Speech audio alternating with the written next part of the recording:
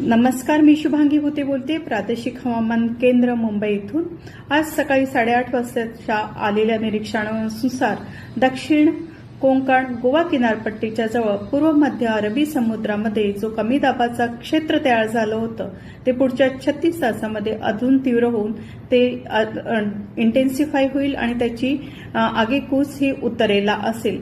ह्याच्या अनुषंगामध्ये महाराष्ट्राच्या संपूर्ण कोकण किनारपट्टीला ऑरेंज अलर्ट दिलेला आहे, तर रायगड आणि रत्नागिरीला रेड अलर्ट सुद्धा दिलेला आहे।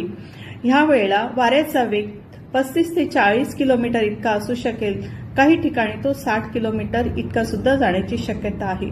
सोबतच मेघगर्जनेसह काही ठिकाणी मुसळधार ते अतिमुसळधार पाऊस पडण्याची शक्यता आहे।